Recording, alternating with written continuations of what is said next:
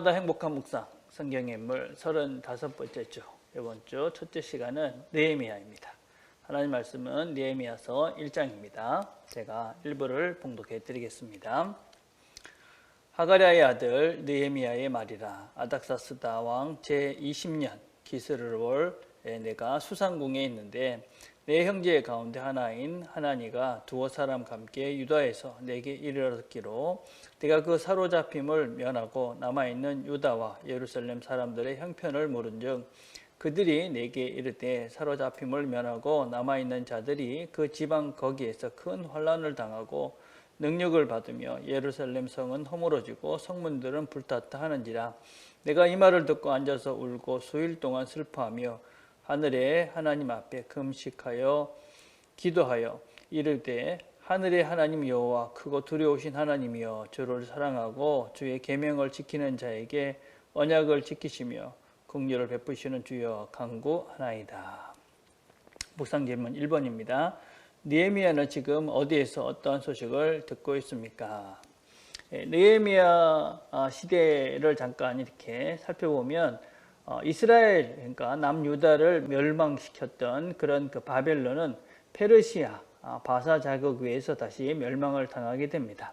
이 페르시아 제국은 이 바벨론과는 조금 다른 정책을 씁니다. 어떤 정책을 쓰냐면 그동안 이 페르시아 제국, 바벨론 제국 안에서 살고 있었던 이 사람들을 다시 자기 나라로 돌려보내는 그런 정책을 사용을 하고 있습니다.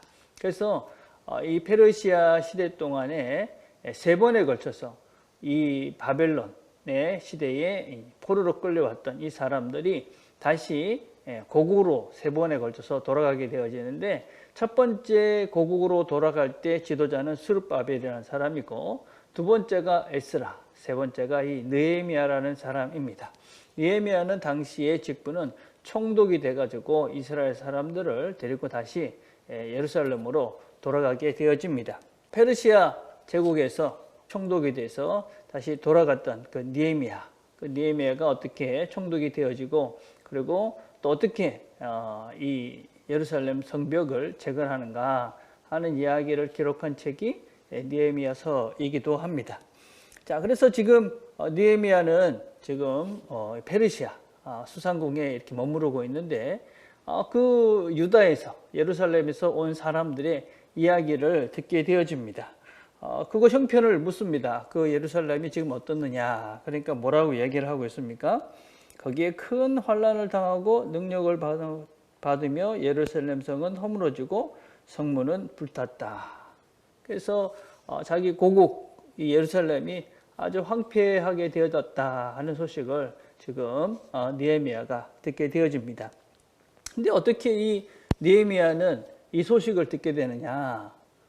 그건 이 느헤미야가 이 포로로 잡혀와서 오랫동안 이 바벨론, 페르시아의 이방의 민족으로 살고 있었지만 여전히 그는 그 조국, 이 예루살렘에 대한 그런 관심과 또 여전히 그 나라에 대한 생각을 잊고 있지 않았기 때문에 어쩌든지 그가 그 소식을 듣게 되고 또 그 생편을 알게 되었다 할 수 있습니다. 우리가 이제 관심이 어디에 있느냐 하는 건 중요한 것이죠. 내가 뭘 정말 알고 싶은가? 우리가 뭔가를 관심을 가지고 또 알고 싶으면 그런 기회가 왔을 때 우리가 알게 되고 또 새롭게 뭔가 정보를 얻게 되지 않습니까? 그게 그 사람의 실제적인 어떤 면에서 삶의 방향이고 목표이고 또 어떤 면에서 삶의 실제라고 할 수가 있습니다. 우리의 마음을 하나님께 관심을 가지고 또 하나님을 찾기를 원한다면 우리가 그런 것들이 보일 것입니다. 우리가 보고 듣는 것들 중요하다. 또 내가 지금 보고 듣는 것이 나의 실제다. 자, 두 번째 생각해 봅시다. 그 소식을 들은 느헤미야의 행동은 무엇입니까? 1장 6절에 보니까 이제 종이 주의 종들인 이스라엘 자손을 위하여 주야로 기도하오며 우리 이스라엘 자손이 주께 범죄한 죄를 자복하오니 주는 귀를 기울이시며 눈을 여시사 종의 기도를 들으시옵소서. 기도하는 것이죠. 그런 소식을 듣고 이 땅이 이렇게 황폐해졌다, 무너졌다 그런 소식을 듣고 느헤미야는 주야로 하나님께 간구합니다. 또 뭐라고 기도하고 있느냐? 나와 내 아버지의 집이 범죄했습니다. 주를 향하여 크게 악을 행했습니다. 명령과 규례를 지키지 않았습니다. 그렇게 회개하고 있는 것입니다. 하나님, 이 민족이, 이 나라가 이렇게 하나님 앞에 범죄했습니다. 자복합니다. 용서해 주십시오. 근데 느헤미야는 이렇게 그 회개만으로 끝나지는 않았습니다. 또 하나님께 뭐라고 기도를 하냐면 1장 9절과 10절입니다. 만일 내게로 돌아와 내 계명을 지켜 행하면 너희 쫓긴 자가 하늘 끝에 있을지라도 내가 거기서부터 그들을 모아 내 이름을 두려고 택한 곳에 돌아오게 하리라. 하신 말씀을 이제 청하건대 기억하옵소서. 이들은 주께서 일찍이 큰 권능과 강한 손으로 구속하신 주의 종들이요 주의 백성이니이다.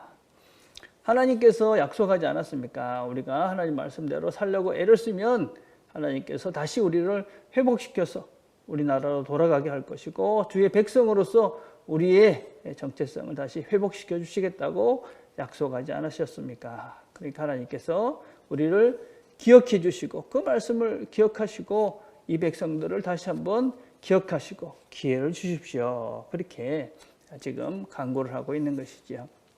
우리가 기도할 것들이 정말 많죠, 그렇죠? 예, 우리가 우리 민족과 또 우리 이웃과 또 사랑하는 사람들과 또 이 전 세계 여러 가지 형편을 보면 우리가 기도할 것이 참 많습니다. 우리가 정말 진심을 다해서 기도했으면 좋겠습니다. 회개하고 하나님 우리가 잘못한 것들을 용서해 주십시오.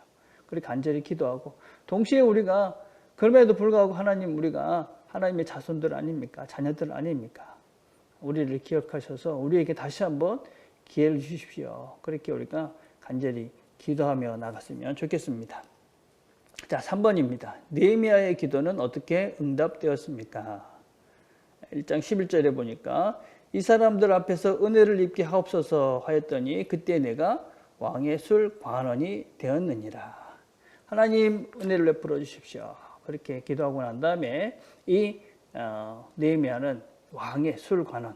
여러분 이제 그 당시에는 왕에게 가까이 있는 이런 사람들은 상당히 높은 직책에 있는 사람입니다. 왕을 직접 접할 수 있는 그런 사람이 됐다 하는 것은 상당히 이제 높은 지위에 있는 사람이 되었다 그런 의미죠. 그래서 술을 맡은 관원, 그러니까 술을 왕에게 직접 갖다 주고 그래서 왕과 대면할 수 있는 이런 높은 직책을 지금 갖게 된 것이지요.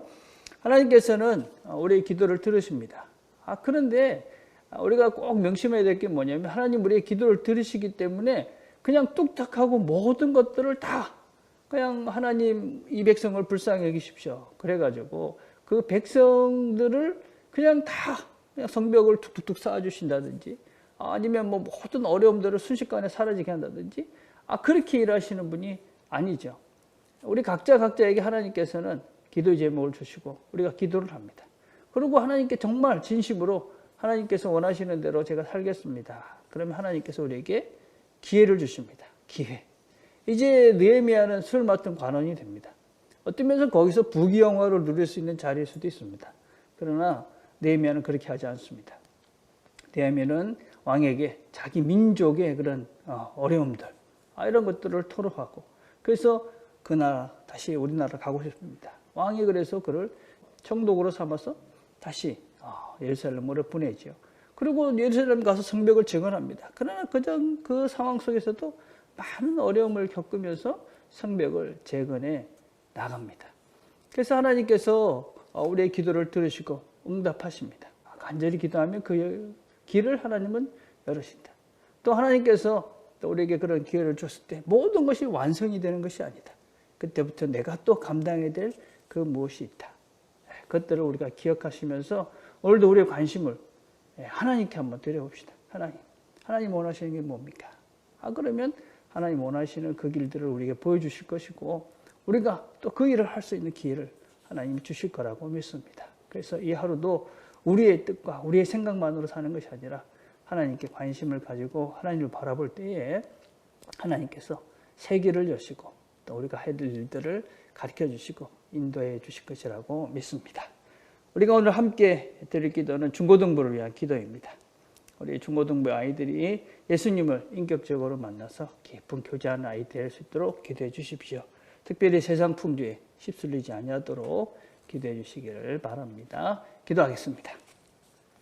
하나님 아버지, 오늘도 우리가 함께 말씀을 들었습니다. 세상의 여러 가지 풍조들이 우리를 자꾸 하나님이 아닌 것으로 우리의 관심을 돌립니다. 우리의 마음을 다시 한번 새로잡고 하나님께서 원하시는 것이 무엇인지를 잘 볼 수 있도록, 들을 수 있도록 도와주시고, 또 하나님께서 열어놓으신 새 길들을 잘 보고 그 일에 순종하며 걸어가는 우리 모두가 되도록 은혜를 베풀어 주옵소서. 예수님의 이름으로 기도드립니다. 아멘.